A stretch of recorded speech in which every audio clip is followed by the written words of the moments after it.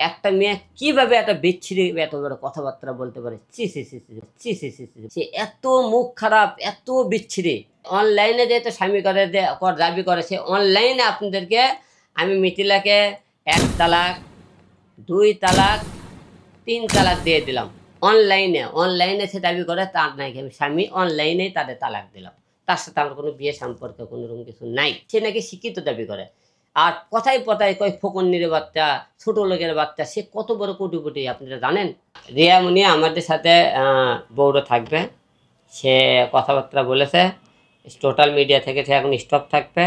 ম্যাক্সের সাথে কোনোদিন আর যোগাযোগ করবে না।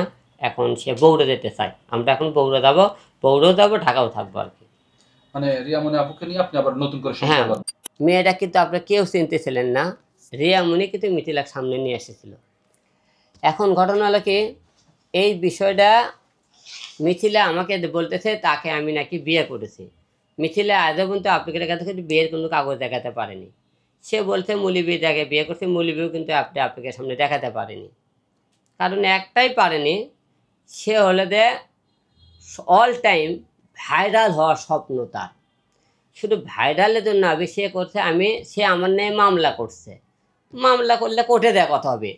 প্রতিদিন আপনাদের সামনে কেন রিয়াকে নিয়ে, আমাকে নিয়ে কেন আজে বাজে, তার মুখের যে বিচ্ছিরি ভাষা, এটা কোনো ফ্যামিলি তার মুখের ভাষা শুনতে পারবি না। একটা মেয়ে কীভাবে একটা বিচ্ছিরি এত বড় কথাবার্তা বলতে পারে? ছি ছি ছি ছি। মানুষের একটা, তার যদি বাবা মা থাকে, আর বাবা মা এবং ফ্যামিলি, এই কথাগুলো শোনার কথা না। সে এত মুখ খারাপ, এত বিচ্ছিরি। ঘটনা হলে কি, অনলাইনে সে দাবি করে তার আমি স্বামী। তাই অনলাইনে যেহেতু স্বামী করে দাবি করে, সে অনলাইনে আপনাদেরকে আমি মিথিলাকে ১ তালাক, ২ তালাক, ৩ তালাক দিয়ে দিলাম। অনলাইনে সে দাবি করে তার নাকি আমি স্বামী, অনলাইনেই তাদের তালাক দিলাম। তার সাথে আমার কোনো বিয়ে সম্পর্ক কোনোরকম কিছু নাই। এবং সে ভাইরাল, মূল টার্গেট হলো ভাইরাল হওয়ার টার্গেট। ভাইরাল হওয়ার কারণে সে কিন্তু বারবার মিডিয়ার সামনে আসতেছে, না হলে সে মিডিয়ার সামনে আসতো না। একটা ভদ্র ঘরের মহিলা কোনোদিন বারে মিডিয়ার সামনে আসবে না। সে কেন মিডিয়ার সামনে আসে, আমাকে গালি দিবে, রিয়ামণিকে গালি দিবে? এটা কোন ধরনের ভদ্রতা? মানে সে নাকি শিক্ষিত দাবি করে। আর কথায় কথায় কয় ফকিন্নির বাচ্চা, ছোট লোকের বাচ্চা। সে কত বড় কোটিপতি আপনারা জানেন? সে কত বড় কোটিপতি? একটা মানুষও নিম্ন শ্রেণীভাবে ফকির, ধিক্কার দিয়ে কথা বলে, এর মতো আর কোনো খারাপ জিনিস নাই।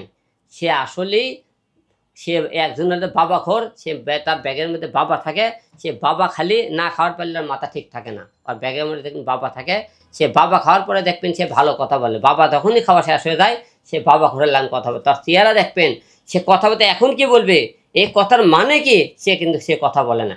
একটা লোক কে খারাপ কাজ করতে সেটাও কে বলতেছে, একটা লোক ভালো কাজ করতে সেটাও কে বলতেছে। তার মানে সে মেন্টাল। তার কথা আপনার মিডিয়াতে প্রচার করতেছেন, এতে সমাজ নষ্ট করতেছেন আপনারা। কারণ তার প্রচারণা আপনি বন্ধ করেন। সে আপনার নেগেটিভ কথাবার্তা বলতেছে, আপনার দুটো ভিউয়ার আসার আপনারা তার কাছে যাচ্ছেন। এতে কিন্তু আমাদের সমাজের কিন্তু নষ্ট করতেছে। তার কথাবার্তা, অশ্লীলতার কথাবার্তা আমাদের সমাজের ভালো কিছু শিক্ষা দিতে পারে না। তাই আপনাদেরকে অনুরোধ করবো, এর কাছ থেকে আপনার বিরত থাকবেন। ২ নম্বর প্রশ্ন, ম্যাক্স হবে আমার সংসারে ১ নম্বরে ভাঙ্গার উদ্দেশ্য হলো ম্যাক্স হবে। আমার বাবা যখন হসপিটালে থাকে, ম্যাক্স হবে তখন রিয়াকে নিয়ে কিন্তু ভিডিও বানায়। আমি তাকে মানা করে দেওয়ার পরে কিন্তু সে ভিডিও করা কিন্তু বন্ধ করলো না। তারপরে ম্যাক্স বি কয়দিন আগে করলো কি, যে আমি নাকি এটিকে নিয়ে ৮ নম্বর সেক্টরে কক্সবাজার বোর্ডিংয়ে গেছি। তা আমার কথা, ম্যাক্স হবে এবং রিয়ার কর্তব্য ছিল সে ৮ নম্বর সেক্টরে আমাকে হোটেলে দেয় ধরা, কিন্তু তা না ধরে করছে কি, তারা সেই দিন করছে কি কক্সবাজার চলে গেল। কক্সবাজার চলে যাওয়ার পরে তারা কিন্তু সেখানে আমাকে না শিখে দিতে তারা যায়নি।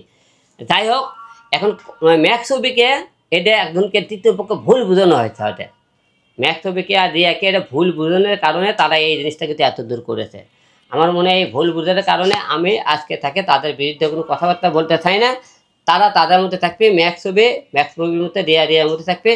আমি নিয়ত করছি মিডিয়া থেকে আমি সরে যাবো, আমি বগুড়া চলে যাবো।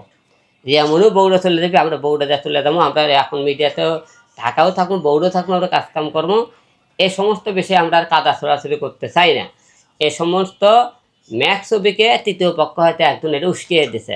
এবং ম্যাক্স ছবি মনে করেন তার বউ ইটিকে সাথে ডিভোর্স হয়ে গেছে, তার ইটিকে সে কীভাবে নিয়ে আসবে না আসবে সে তাদের একান্ত ব্যক্তিগত বিষয়। কিন্তু আজকে রিয়া কথা দিয়েছে, আজকের পর থেকে ম্যাক্সবির সাথে সে কোনো যোগাযোগ করবি না, কোনো ভিডিও বাড়বি না, কোনো ভিডিও ছাড়বি না। তো ম্যাক্সবির সাথে সে কোনো ভিডিও ছাড়ে, কোনো ভিডিও দেখে, তারপরে আপনারা বলবেন আলম ভাই আপনি কথা দিলেন জোর গলায় মিডিয়ার সামনে যে ম্যাক্সবির সাথে চলাফেরা করবি না, ভিডিও বাড়বি না, তারপরেও ম্যাক্সবির সাথে সে কেন ভিডিও বানালো? তাহলে যে বানায় সেটা আপনারা তো নিজেরাই দেখবেন। সে আবারও বেইমানি করলো আমার সাথে। তো যাই হোক, আজকের যে কথা বললো আপনাদের সামনে ধরলাম। আজকে মিথিলের সাথে আমার কোনো সম্পর্ক নাই, সে মনে করেন সেটা ক্লিয়ার করলাম। মনে করেন ইতির সাথে আমার মনে করেন কোনো সম্পর্ক নাই, সেটাও আপনি ক্লিয়ার করলাম। এবং রিয়ামণির সাথে আমার সম্পর্ক, যেটা ডিভোর্সের কথা বলছিল, সে ডিভোর্স সম্পূর্ণ ভুয়ো। ডিভোর্সের কিন্তু কাগজ দেখাচ্ছে, রিয়ামণি এখনও আমার বউ আছে। 2 নম্বর প্রশ্ন, ম্যাক্সবির সাথে যে আমাকে ভুল বুঝান হয়ে গেছে, সেটাই একজনক তাকে ভুল বুঝে আমার উপর তাকে উস্কিয়ে দিয়েছে। তাই আজকে থেকে আমরা সম্পূর্ণ থেকে দূরে থাকতে চাই। আজকে থেকে আমি এদের বিরুদ্ধে কারোর বিরুদ্ধে কথা বলতে চাই না, কারণ এই বিষয়টা কথা বলতে বলতে মানুষ বিরক্ত হয়ে গেছে। এই রিয়ামণি আপুর সাথে আপনি আবার নতুন করে ঘর ভাবতেছেন কিনা, এবং আপনার সাথে তিনিও বগুড়াতে থাকবেন কিনা? না, রিয়ামণি আমাদের সাথে বউরা থাকবে। সে কথাবার্তা বলেছে, টোটাল মিডিয়া থেকে সে এখন স্টপ থাকবে, ম্যাক্সের সাথে কোনোদিন আর যোগাযোগ করবে না। এখন সে বগুড়া যেতে চায়, আমরা এখন বগুড়া যাবো, বগুড়াও যাবো, ঢাকাও থাকবো আর কি। মানে রিয়ামণি আপুকে নিয়ে আপনি আবার নতুন করে হ্যাঁ, বগুড়া যাবো আমরা আবার। এই যে মিথিলা আপুর কথা বলছিলেন, আসলে ইতিমধ্যে সোশ্যাল মিডিয়াতে তিনি আপনার কিছু রেকর্ড সে অশ্লীলতা ছড়াচ্ছে। হ্যাঁ, এই যে একটা বিষয়, মিথিলার পিছনে আমার পিছনে কিছু অশ্লীলতা, কিছু রেকর্ড সরাতে একটা কারণে, যেহেতু সে আমার সাথে মামলা করেছে, আমি তার সাথে কিছু কিছু মিষ্টি কথা বলে সে মামলাটা তুলে দেওয়ার আমি চেষ্টা করেছি।